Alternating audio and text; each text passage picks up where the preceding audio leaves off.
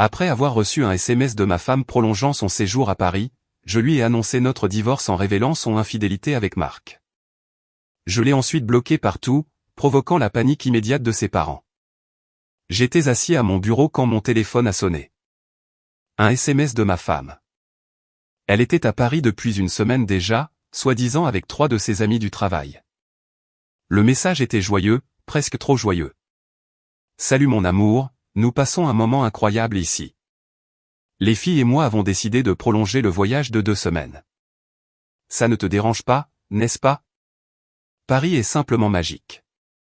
Tu me manques. J'ai fixé l'écran pendant une bonne trentaine de secondes.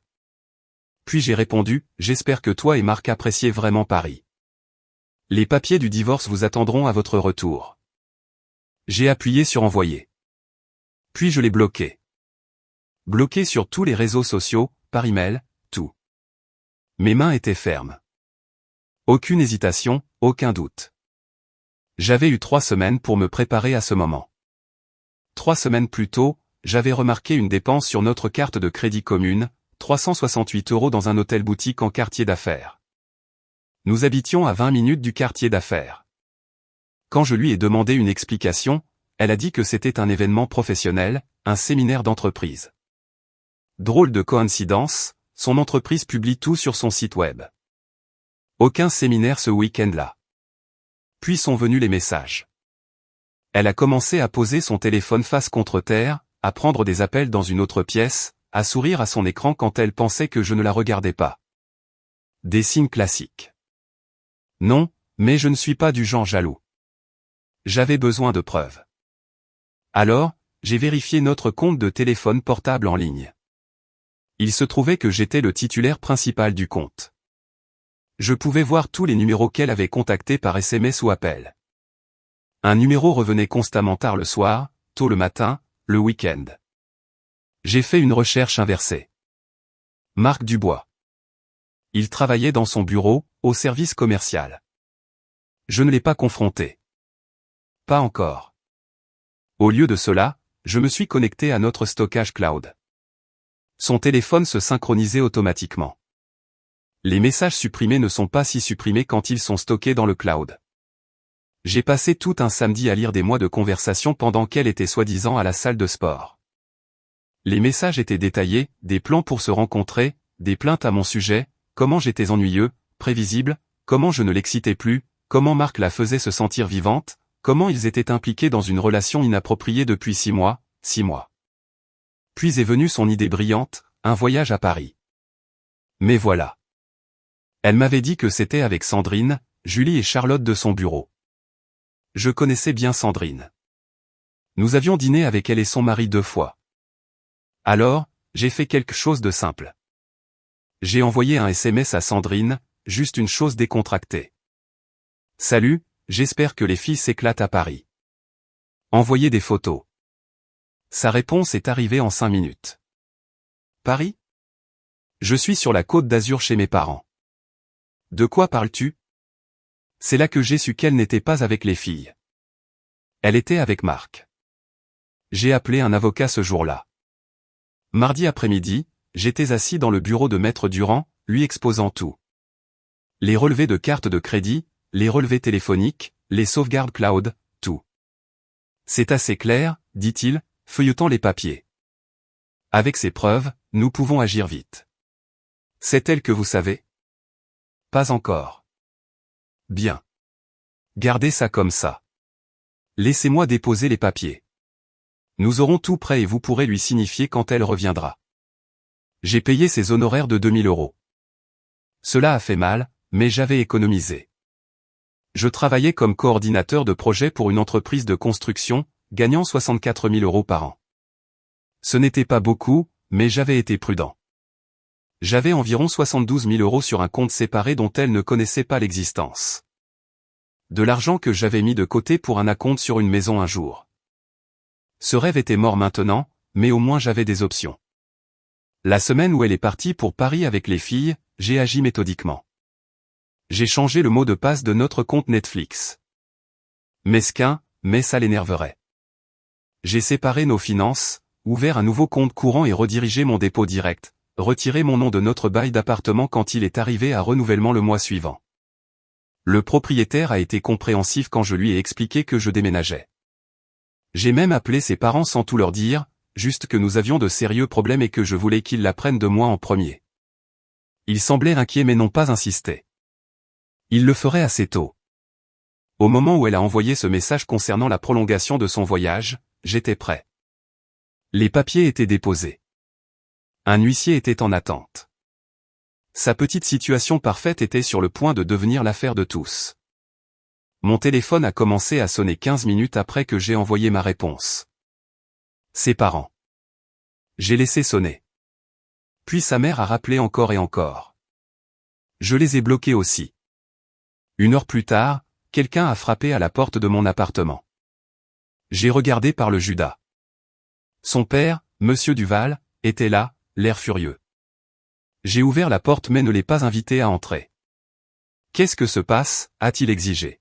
« Votre femme est à Paris, en pleine crise de nerfs parce que vous lui avez envoyé un texte insensé sur un divorce. » « À quoi pensez-vous ? » ?»« Je pense qu'elle n'est pas à Paris avec ses amis, » ai-je dit calmement. « Elle est là-bas avec Marc Dubois de son bureau. Ils sont impliqués dans une relation inappropriée depuis 6 mois. » Son visage est devenu blanc. « Ce n'est pas vrai. » « C'est vrai. J'ai les messages, les reçus d'hôtel, tout. Elle vous a menti. Elle m'a menti et maintenant elle panique parce qu'elle a été prise. Vous ne pouvez pas jeter un mariage à la poubelle pour un malentendu. Ce n'est pas un malentendu. C'est un choix qu'elle a fait plusieurs fois pendant 6 mois. Il a essayé de discuter, mais j'en avais fini. Je ne discuterai pas de cela avec vous.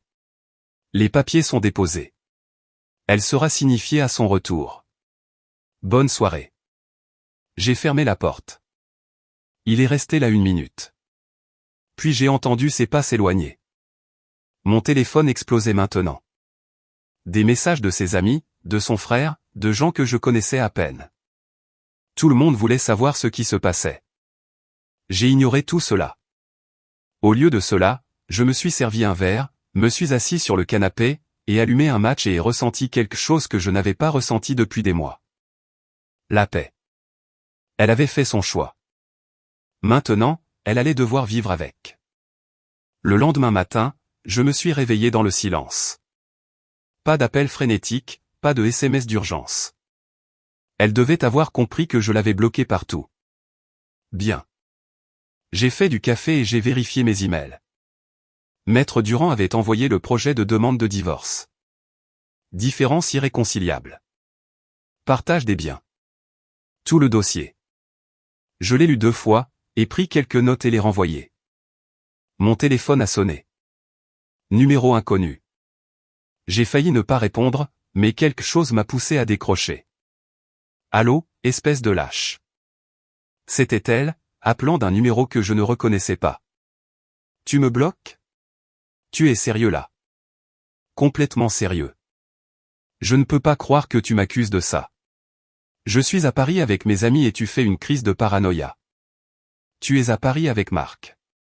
Sandrine est sur la Côte d'Azur. Julie est à la maison avec ses enfants. Charlotte n'a jamais quitté la ville. Tu veux que je continue ? Silence. Ouais, je les ai appelés. Il m'a fallu environ 10 minutes pour confirmer que tu avais menti sur tout, alors arrête ton cinéma. D'accord. Sa voix a changé, devenant plus douce. D'accord. Oui, Marc est ici, mais ce n'est pas ce que tu penses. Nous sommes juste amis. Il avait un voyage d'affaires et je l'ai accompagné. C'est tout. Les amis ne réservent pas de chambre d'hôtel ensemble. Les amis n'envoient pas de messages sur la façon dont l'autre les fait se sentir. Les amis ne se plaignent pas de leurs maris ennuyeux qui ne les comprennent pas. Tu as lu mes messages. Elle avait l'air horrifiée, comme si c'était moi qui avais fait quelque chose de mal. Chaque mot. La sauvegarde cloud est une belle chose. 6 mois de preuve, les appels tard le soir, l'hôtel en quartier d'affaires, tout. Elle a commencé à pleurer. Les mêmes fausses larmes qu'elle utilisait avant quand elle voulait quelque chose. S'il te plaît, écoute-moi. J'ai fait une erreur. Nous pouvons arranger ça. Non, nous ne pouvons pas. J'ai déjà demandé le divorce. tu seras signifié à ton retour. Tu ne peux pas faire ça. Nous pouvons aller en thérapie. Nous pouvons y travailler. Je ne suis pas intéressé à travailler sur quoi que ce soit. Tu as choisi ça. Tu voulais de l'excitation.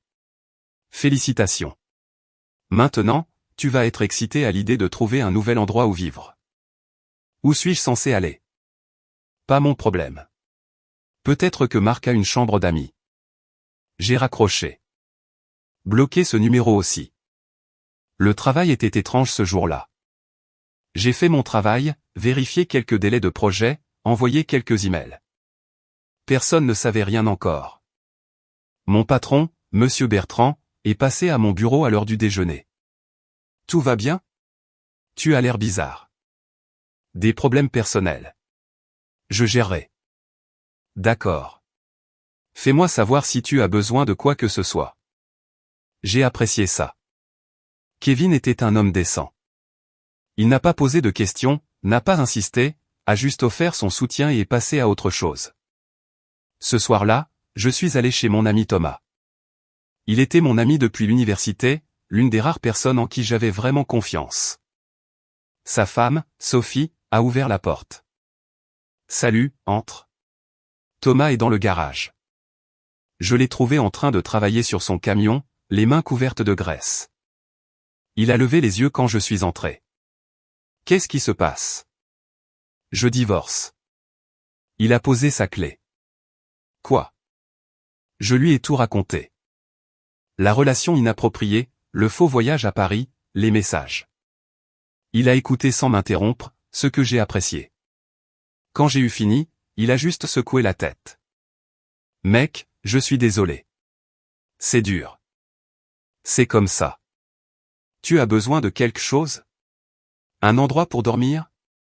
Un verre? Je vais bien. Je voulais juste le dire à quelqu'un qui n'essaierait pas de me faire changer d'avis. Il a hoché la tête. Tu prends la bonne décision. Quiconque fait ça ne mérite pas une seconde chance. Sophie nous a préparé le dîner. Nous n'en avons pas beaucoup parlé après cela. Nous avons juste regardé du football et traîné. C'était normal, ce dont j'avais besoin. Jeudi, la nouvelle se répandait. Ses collègues commençaient à le découvrir. Quelqu'un de son bureau, un gars nommé Nicolas que j'avais rencontré une fois à une fête d'entreprise, m'a envoyé un message. Salut mec, j'ai entendu ce qui s'est passé. Je voulais juste dire que beaucoup d'entre nous n'avaient aucune idée de marquer de ta femme. C'est n'importe quoi. Si tu as besoin de quoi que ce soit, fais-le-moi savoir. Je l'ai remercié. Il s'est avéré que leur relation était un secret de polichinelle au bureau. Les gens se doutaient, mais personne ne disait rien.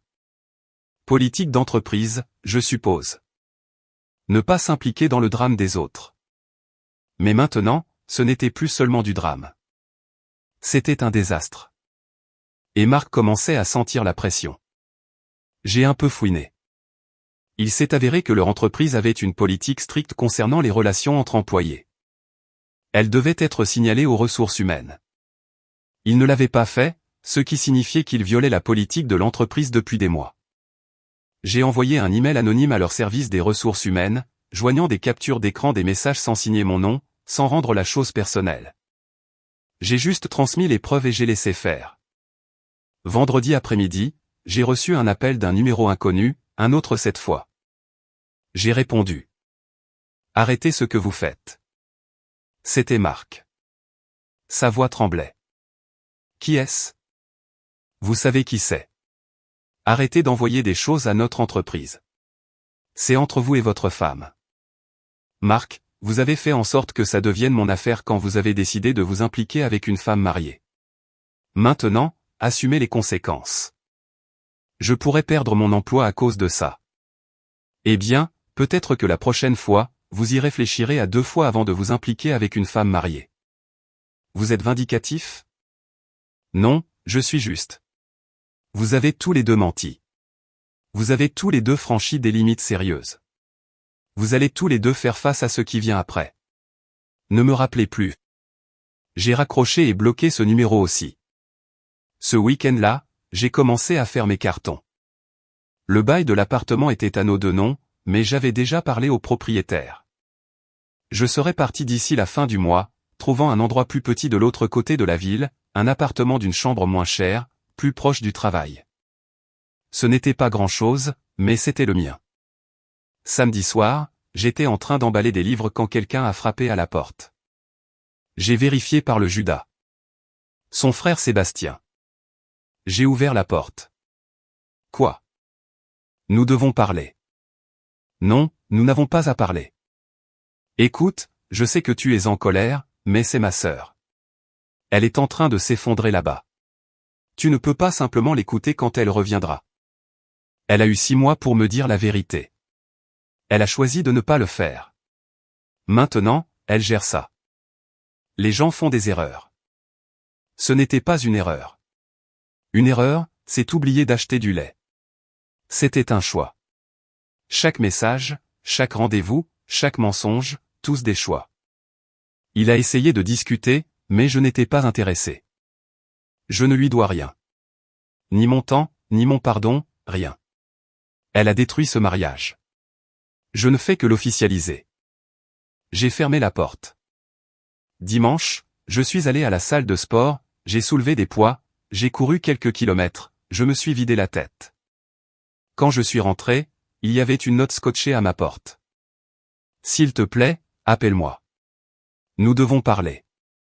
Je rentre plus tôt. Je l'ai froissée et l'ai jetée. Elle devait revenir mardi. L'huissier était prêt.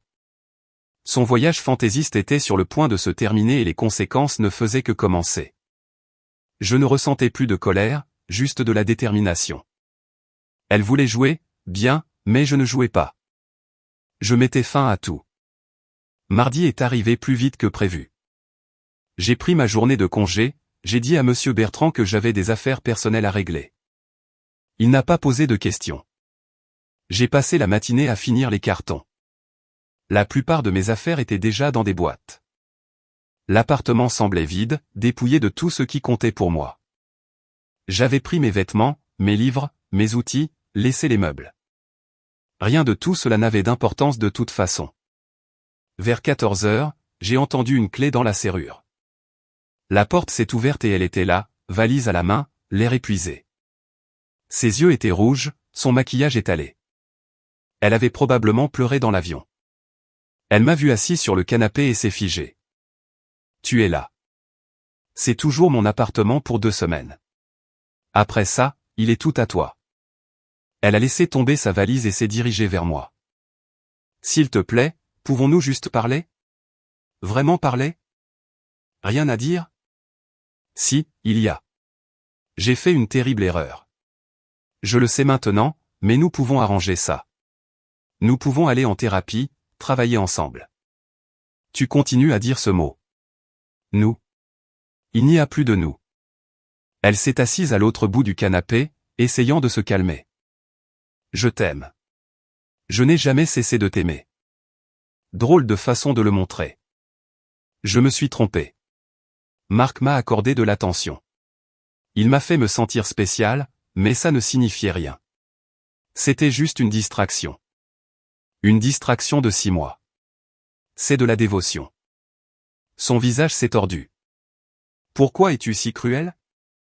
Cruel? Tu as menti à tout le monde. À tes parents, à tes amis, à moi. Tu as pris de l'argent de notre compte joint pour financer ta situation. Tu as réservé des hôtels, envoyé des messages sur la façon dont j'étais ennuyeux, planifié des voyages secrets, et c'est moi qui suis cruel. Je ne pensais pas ces choses que j'ai dites sur toi. Si tu les pensais, assume-le. Tu as pensé chaque mot. Tu ne t'attendais juste pas à te faire prendre. Elle a essayé une approche différente, s'est rapprochée, a posé sa main sur mon bras. Tu me manques. Vous nous manquez. Pas toi. J'ai retiré mon bras. Eh bien, nous sommes morts il y a 6 mois quand tu as décidé que Marc était plus intéressant que ton mariage. C'est fini avec lui. Complètement fini. Je lui ai dit que c'était terminé. Tant mieux pour toi. Ça ne change rien. Elle s'est levée, frustrée maintenant. Alors, c'est ça. Tu vas juste jeter 5 ans de mariage. Je ne jette rien. Tu l'as déjà fait. La sonnette a retenti. Timing parfait. Je me suis levé et j'ai ouvert. Une femme d'une quarantaine d'années se tenait là avec un presse-papier. Livraison pour Cécile Duval. Ma femme est apparue derrière moi. C'est moi. La femme lui a tendu une enveloppe. Vous avez été signifié. Bonne journée. Elle s'est éloignée. Ma femme a regardé l'enveloppe comme si c'était une bombe. Ouvre-la, ai-je dit. Elle l'a fait. Ses mains tremblaient en lisant la demande de divorce. Tu es sérieux? Complètement sérieux. Dans l'appartement, nos affaires. Garde les meubles. J'ai déjà déménagé mes affaires. Le bail est à nos deux noms jusqu'au mois prochain. Ensuite, tu pourras le renouveler seul ou trouver un autre endroit. À toi de voir. Où vas-tu vivre? J'ai déjà un endroit, un appartement d'une chambre de l'autre côté de la ville. J'emménage ce week-end. Elle a regardé autour de l'appartement, réalisant à quel point il était vide. Tu as tout planifié pendant mon absence. J'ai eu beaucoup de temps. Tu as prolongé ton voyage, tu te souviens. Son téléphone a vibré. Elle l'a vérifié et son visage est devenu pâle. Quoi? J'ai été viré. Ils viennent d'envoyer l'email. Je n'ai rien dit. C'est toi qui as fait ça. Tu as parlé à mon entreprise de marque. Quelqu'un a informé les ressources humaines que vous violiez la politique de l'entreprise. Les relations entre employés doivent être signalées. Vous ne l'avez pas fait. C'est de ta faute. Tu as ruiné ma carrière. Non, tu l'as fait toi-même. J'ai juste fait en sorte que les bonnes personnes sachent ce qui se passait. Elle a jeté son téléphone à travers la pièce. Il a heurté le mur et s'est fissuré. Je n'ai plus rien maintenant. Pas de travail, pas de mari, rien. Tu aurais dû y penser avant de prendre un avion pour Paris avec ton collègue. Je te déteste. Bien. Cela rend le divorce plus facile. Elle a attrapé sa valise et s'est précipitée dans la chambre. Je l'ai entendu pleurer là-dedans, jeter des choses. Je m'en fichais. Mon téléphone a vibré. Message de Maître Durand, mon avocat. L'huissier confirme la livraison. Nous sommes sur la bonne voie. Audience prévue dans 6 semaines. Elle a 20 jours pour répondre. J'ai répondu, merci. 1 heure plus tard, ses parents sont arrivés. Cette fois, tous les deux. Sa mère, Madame Duval, avait l'air d'avoir pleuré. Son père, Monsieur Duval, avait l'air prêt à se battre. J'ai ouvert la porte mais ne les ai pas laissés entrer. Notre fille est là-dedans en train de faire une crise de nerfs, a dit Madame Duval. Qu'est-ce que tu lui as fait? Je l'ai divorcée pour avoir trahi notre mariage. C'est ce que j'ai fait. Elle a fait une erreur. Les gens font des erreurs. Pendant 6 mois.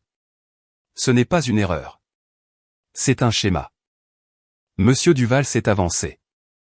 Tu dois être raisonnable. Résolvez ça. Allez en thérapie. Je ne suis pas intéressé par une thérapie avec quelqu'un qui m'a menti au visage pendant 6 mois. Le mariage, c'est le pardon. Le mariage, c'est aussi la fidélité. Elle a brisé ça. C'est fini. Madame Duval a essayé une approche plus douce. S'il te plaît, réfléchis-y. Elle t'aime. Elle est désolée. Tu ne peux pas lui donner une autre chance? Non. Pourquoi pas? Parce que je ne lui fais plus confiance. Je ne lui ferai plus jamais confiance. Et je ne vais pas passer le reste de ma vie à me demander si elle dit la vérité ou si elle planifie sa prochaine situation. Le visage de Monsieur Duval est devenu rouge. Tu es égoïste. Je suis intelligent. Votre fille a détruit ce mariage. Je ne fais que le rendre légal. J'ai fermé la porte. Ils ont frappé encore quelques fois, mais je les ai ignorés. Finalement, ils sont partis. Ce soir-là, elle est sortie de la chambre. Ses yeux étaient gonflés, son visage tacheté. Elle avait l'air brisée. Je peux te demander quelque chose? Quoi? Tu m'as déjà aimé? Oui, jusqu'à ce que tu choisisses quelqu'un d'autre. Je ne l'ai jamais choisi lui plutôt que toi. Si, tu l'as fait. Chaque fois que tu lui as envoyé un message, Chaque fois que tu as menti sur l'endroit où tu allais, chaque fois que tu as supprimé un message, tu l'as choisi lui. Elle s'est assise par terre, le dos contre le mur. Je ne sais plus quoi faire. Débrouille-toi. Tu es une adulte. Où suis-je censé aller? Je n'ai plus de travail. Tes parents ont une maison. Reste là-bas ou trouve un colocataire. Pas mon problème. Tu ne vas vraiment pas m'aider du tout? T'aider après ce que tu as fait. Elle m'a regardé avec quelque chose comme de l'incrédulité. Tu as changé. Tu n'es plus la personne que j'ai épousée. Tu as raison. Je ne le suis pas. La personne que tu as épousée t'aurait probablement reprise, aurait cru tes excuses et aurait essayé de faire fonctionner les choses. Mais cette personne n'existe plus. Tu l'as tuée. J'ai attrapé ma veste et mes clés. Je pars. Je reviendrai demain pour prendre le reste de mes cartons. Ne sois pas là. Je suis sorti, j'ai conduit jusqu'à chez Thomas. Lui et Sophie m'ont vu et ont su. C'est fait, ai-je dit. Bien, a répondu Thomas. Tu veux un verre? Oui, en fait. Nous nous sommes assis dans son garage, buvant et ne disant pas grand-chose. Parfois, c'est tout ce dont on a besoin. Juste quelqu'un qui comprend sans avoir à expliquer. Au moment où je suis parti, il était minuit passé. J'ai conduit jusqu'à un hôtel bon marché près de mon nouvel appartement. J'y ai dormi la nuit. Le lendemain matin, je suis retourné à l'appartement. Elle était partie. Elle avait laissé une note sur le comptoir. J'espère que tu es heureux. Tu as tout détruit. Je l'ai froissé et jeté à la poubelle. Puis j'ai chargé les dernières boîtes dans mon camion et je suis parti sans jamais regarder en arrière. Le nouvel appartement était plus petit, mais c'était le mien. Une chambre, une cuisine décente, une place de parking incluse. J'ai passé le premier week-end à tout installer. Lit, canapé, télévision, les bases. Rien d'extravagant. Mais je n'avais pas besoin de fantaisie. J'avais besoin de paix. Lundi matin, j'étais de retour au travail. Monsieur Bertrand a remarqué que j'avais l'air plus léger. Problème personnel réglé. Presque. Bien. Nous avons le projet, la scène, qui commence la semaine prochaine. J'ai besoin de toi au top pour ça. Le travail était une distraction bienvenue. Délai, budget, réunion avec les entrepreneurs, problème simple avec des solutions claires. Rien à voir avec ma vie personnelle.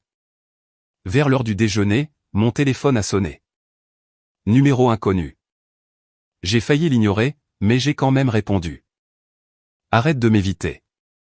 C'était encore Marc. Un autre numéro. Combien de téléphones as-tu? J'ai perdu mon emploi à cause de toi. Ma carrière est détruite. Ta carrière est détruite parce que tu n'as pas pu te contrôler. Ne me reproche pas tes choix. Elle m'a dit que vous étiez pratiquement séparés, que le mariage était fini.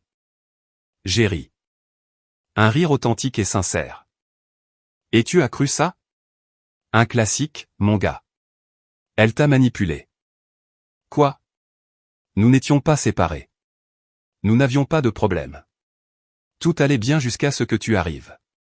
Elle t'a menti de la même manière qu'elle m'a menti. Silence de l'autre côté. Réfléchis-y.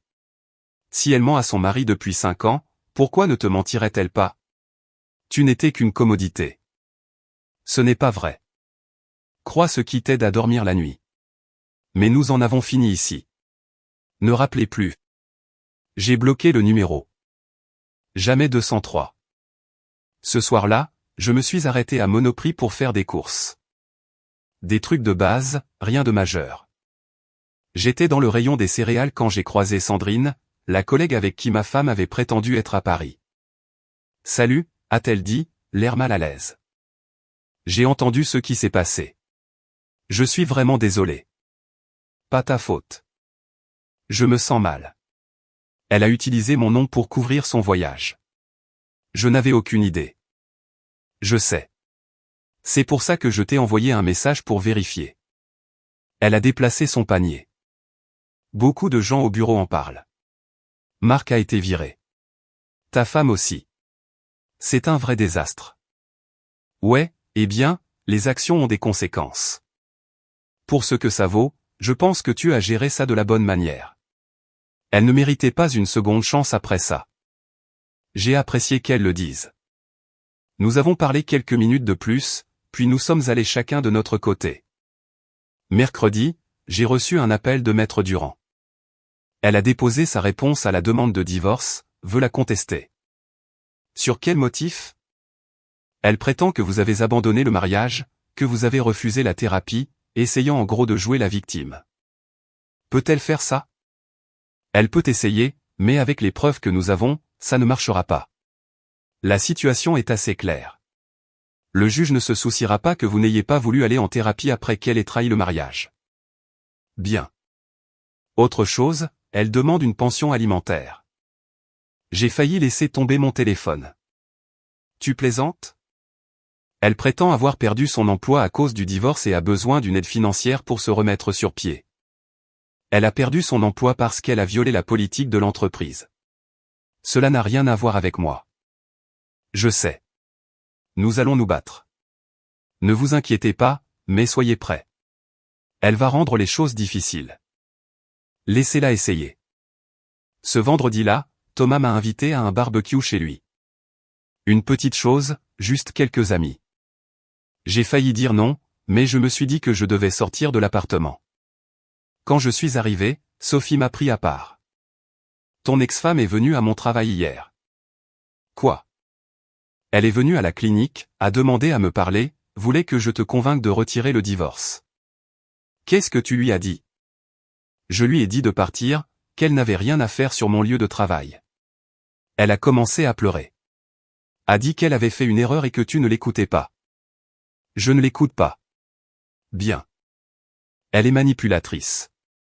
Je ne l'ai jamais beaucoup aimé, mais je me suis tu parce qu'il avait l'air heureux. Maintenant, je sais pourquoi j'avais ce sentiment. Nous avons rejoint le groupe. Thomas faisait griller des hamburgers. Quelques-uns de ses amis du travail étaient là. Conversation normale, soirée normale. Personne n'a mentionné le divorce à moins que je ne le fasse. Vers 21h, j'ai reçu un message d'un numéro inconnu. Contre mon meilleur jugement, je l'ai ouvert. C'était elle. Je sais que tu me bloques partout, mais je dois te dire quelque chose. Je suis enceinte. Mon estomac s'est noué. J'ai fixé le message pendant une bonne minute, puis j'ai fait le calcul. Nous n'avions pas été intimes depuis presque 2 mois, pas depuis début juillet. Nous étions maintenant fin septembre. J'ai répondu depuis le téléphone d'un ami. Combien de semaines? 8 semaines. Cela situerait la conception vers fin juillet ou début août, juste au moment où elle a commencé à s'éloigner de moi. Juste au moment où la relation inappropriée battait son plein. J'ai appelé Maître Durand immédiatement. Je suis allé dans le jardin où c'était calme. Elle vient de me dire qu'elle est enceinte. C'est la vôtre? Impossible. Nous n'avons pas été ensemble depuis 2 mois. Le timing ne correspond pas. Alors c'est probablement la sienne, celle de Marc. C'est ce que je pense. Cela complique les choses. Si elle essaie de prétendre que c'est la vôtre, nous aurons besoin d'un test de paternité. Mais cela n'arrivera pas avant la naissance du bébé. Peut-elle utiliser ça pour retarder le divorce? Elle pourrait essayer, mais la grossesse n'arrête pas les procédures de divorce. Nous continuons d'avancer. Je l'ai remercié et j'ai raccroché. De retour à l'intérieur, Thomas a remarqué mon visage. Qu'est-ce qui s'est passé? Elle dit qu'elle est enceinte. Ses yeux s'écarquillèrent. C'est la tienne? Non. Le timing ne correspond pas. Ce doit être celle de Marc. Mon Dieu, c'est fou. Ouais. Sophie a secoué la tête. Elle va essayer d'utiliser ce bébé pour te manipuler. Ne te laisse pas faire. Je ne le ferai pas. Mais une partie de moi a ressenti quelque chose. Pas de la jalousie, pas de la colère, plus comme une finalité. Elle était tellement passée à autre chose qu'elle allait avoir l'enfant de quelqu'un d'autre. Il n'y avait pas de retour en arrière. Non pas que je le voulais, mais cela soulignait à quel point nous étions finis. Samedi matin, j'ai reçu un autre message de son numéro. Nous devons parler du bébé. Cela change tout. J'ai répondu, non, ça ne change rien. tu vas avoir l'enfant de Marc. C'est entre vous deux. Ça n'a rien à voir avec moi. Comment sais-tu que ce n'est pas le tien? Parce que je sais compter et parce que nous connaissons tous les deux la vérité. Arrête d'essayer de me manipuler. Je ne te manipule pas. J'essaie de sauver notre mariage. Notre mariage a pris fin quand tu es monté dans cet avion pour Paris. Le bébé confirme juste que tu es passé à autre chose. Profite de ta nouvelle vie. J'ai bloqué ce numéro aussi. Dimanche, j'ai fait une longue promenade en voiture, ayant besoin de me vider la tête. J'ai fini près d'un lac à environ 1 heure de la ville. Je me suis assis sur un banc, regardant l'eau, pensant à tout ce qui s'était passé. 5 ans de mariage partis en fumée, emploi perdu, appartement parti, femme enceinte de l'enfant d'un autre homme. Ça aurait dû faire plus mal que ça. Mais honnêtement, je me sentais libre. Plus de questions sur où elle était. Plus de vérification de mon téléphone en attendant de mauvaises nouvelles. Plus de marche sur des œufs à m'inquiéter de son humeur. Juste moi vivant ma vie à mes conditions. Mon téléphone a vibré. Message de Monsieur Bertrand. J'ai entendu par la vigne ce que tu traverses. Si tu as besoin de plus de temps libre ou de quoi que ce soit, fais-le-moi savoir. Tu fais du bon travail et nous te soutenons. J'ai répondu, merci. C'était étrange. Des gens que je connaissais à peine étaient plus solidaires que ma propre femme. Cela m'a fait réaliser à quel point j'étais devenu isolé dans le mariage, à quel point j'avais renoncé à essayer de la rendre heureuse. Ce soir-là, je me suis arrêté dans un bar près de mon nouvel endroit. J'ai commandé un verre. Je me suis assis au comptoir. Le barman, un vieil homme nommé Henri, a engagé la conversation. Vous avez l'air d'avoir quelque chose en tête. Je divorce. Dur. Ça pourrait être pire. C'est l'esprit. Mon ex-femme a pris la maison, la voiture et le chien. J'ai eu les dettes et un studio. Mais tu sais quoi? C'est la meilleure chose qui me soit arrivée. Ouais. Ouais. Parfois, tu ne réalises pas le poids que tu portes avant qu'il ne disparaisse. Donne-lui 6 mois, tu verras. J'espérais qu'il avait raison. Au moment où je suis rentré, il était tard. Je me suis écrasé sur mon canapé, j'ai allumé une émission au hasard et je me suis endormi. Pour la première fois depuis des mois, je n'ai pas fait de cauchemar, je ne me suis pas réveillé en panique, j'ai juste dormi, et cela ressemblait à un progrès. 2 semaines se sont écoulées. Le divorce avançait. Maître Durand a dit que nous aurions bientôt une date d'audience, probablement dans 1 mois. Pendant ce temps, la vie continuait. J'ai appris par des amis communs qu'elle avait déménagé chez ses parents. Monsieur et Madame Duval n'étaient pas ravis d'avoir leur fille adulte de retour à la maison, sans emploi et enceinte de l'enfant de quelqu'un d'autre alors qu'elle était toujours mariée à moi. Pas exactement la vie qu'ils avaient imaginée pour elle. Marc avait disparu. Quelqu'un m'a dit qu'il avait déménagé dans un autre État, pris un emploi au Texas ou au Nouveau-Mexique, quelque chose comme ça. Il avait fui le désordre qu'il avait contribué à créer. Typique. Pendant ce temps, son cercle social s'effondrait. Julie a cessé de lui parler après avoir découvert qu'elle avait utilisé son nom dans le mensonge de Paris. Charlotte a fait de même. Sandrine ne voulait plus rien avoir à faire avec elle. Les gens qu'elle pensait être des amis se sont avérés être des collègues qui n'appréciaient pas d'être mentis. J'ai croisé Julie dans un café un matin. Elle m'a vu et s'est approchée. Je te dois des excuses, a-t-elle dit. Pourquoi? Je l'ai défendue au début. J'ai pensé que tu étais peut-être trop dur. Puis j'ai appris qu'elle avait traîné mon nom dans ses mensonges, m'avait utilisé comme couverture pour sa situation.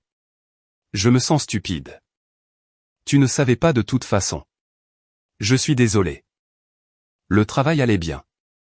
Le projet, la scène, était à l'heure. Monsieur Bertrand m'avait chargé de former un nouveau gars, de lui montrer les ficelles, des choses normales et productives. Ça faisait du bien de se concentrer sur quelque chose qui avait du sens. Un soir, j'ai reçu un message Facebook de sa cousine Léa. Nous nous étions toujours bien entendus. Salut, je prends des nouvelles. J'ai entendu parler de tout. Désolé que tu traverses ça. Merci. Je gère. Elle ne va pas bien. Ses parents s'inquiètent pour elle. C'est dommage. Penses-tu qu'il y a une chance que vous puissiez vous arranger? Non. Aucune chance. Elle est vraiment désolée.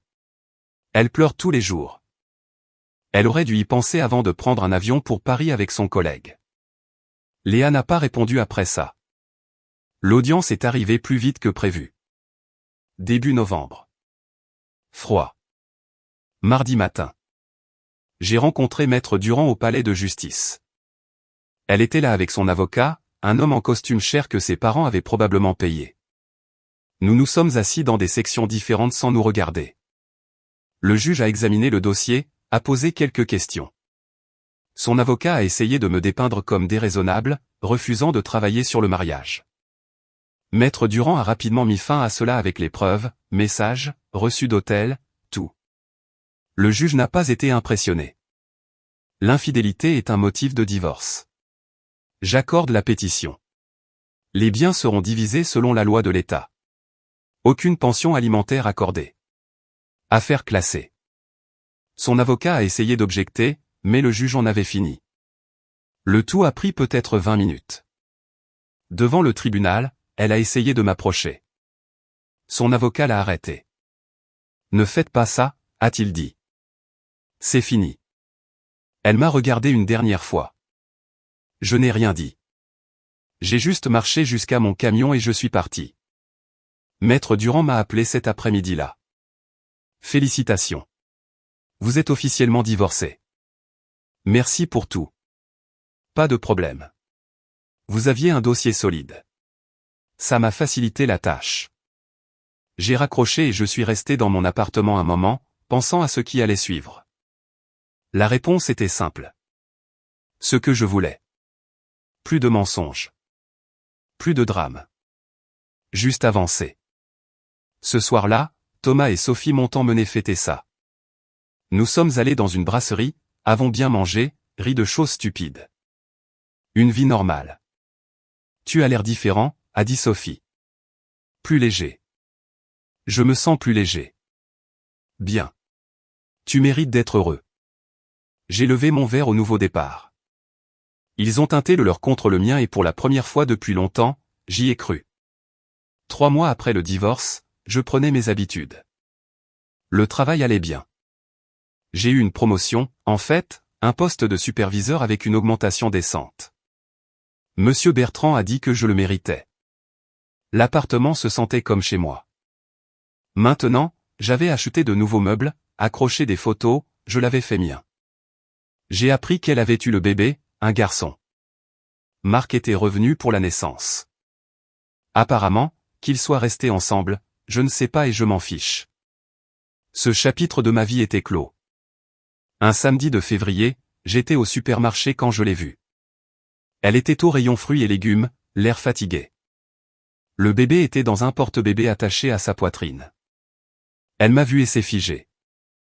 J'ai hoché la tête, j'ai continué à marcher, pas intéressé par la conversation, mais elle m'a suivi jusqu'à la caisse. On peut parler juste 1 minute? J'ai soupiré. Qu'est-ce que tu veux? Je voulais dire que je suis désolé pour tout. J'ai détruit quelque chose de bien et je le regrette chaque jour. D'accord. C'est tout, juste d'accord? Que veux-tu que je dise? Que je te pardonne? Je ne le fais pas. Que nous pouvons être amis. Nous ne pouvons pas. C'est fini. Je sais. Je voulais juste que tu saches que j'ai réalisé ce que j'ai perdu. Tu n'as rien perdu. Tu l'as jeté. Il y a une différence. Elle a baissé les yeux vers le bébé. Ce n'est pas celui de Marc. Tu sais, Marc est parti quand j'étais à 6 mois. Il n'a pas supporté. Pas mon problème. Je vis chez mes parents, je travaille à temps partiel dans un centre d'appel. Ce n'est pas la vie que je voulais. Alors tu n'aurais pas dû franchir ces limites. Elle a commencé à pleurer. Quelques personnes dans la file ont jeté un coup d'œil. Je m'en fichais. Je n'essaie pas de te vexer, ai-je dit, mais je ne vais pas te réconforter non plus. Tu as fait tes choix. Maintenant, vis avec. J'ai payé mes courses et je suis sorti. J'ai conduit jusqu'à chez moi, j'ai déballé, j'ai préparé le dîner. Un samedi normal. Ce soir-là, Thomas a appelé, voulait un verre. Oui, en fait, oui. Nous nous sommes retrouvés dans un bar du quartier, avons parlé de travail, de sport, rien de lourd. À un moment donné, il m'a demandé si je l'avais jamais regretté. Regretter quoi? Le divorce, le départ? Pas une seule fois. La meilleure décision de ma vie. Bien. Tu as l'air plus heureux maintenant que pendant tout le temps où tu étais marié. Il avait raison. Le poids que j'avais porté pendant des années était parti. Je pouvais respirer à nouveau. Quelques semaines plus tard, j'ai commencé à fréquenter quelqu'un, Clara, une chef de projet d'une autre entreprise que j'avais rencontrée lors d'une conférence. Rien de sérieux encore. Juste apprendre à se connaître, mais ça faisait du bien, facile, pas de jeu, pas de mensonge. Elle m'a posé une fois des questions sur mon ex. Je lui ai raconté la version courte. C'est dur, mais tu l'as bien géré. J'ai fait ce que je devais faire. La plupart des gens auraient essayé d'arranger les choses. Seraient restés malheureux. Pas moi. La vie est trop courte. Avec le recul, je ne regrette rien. Ni de l'avoir épousé, ni de lui avoir fait confiance, ni même la douleur du divorce. Cela m'a appris quelque chose de précieux. Connais ta valeur.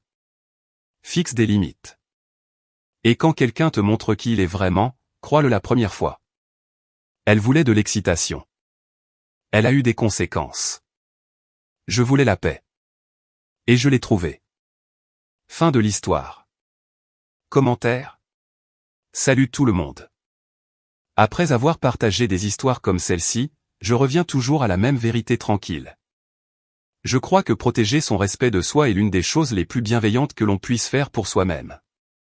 Lorsque quelqu'un continue de franchir vos limites, il est normal de prendre du recul et de choisir votre propre paix à la place.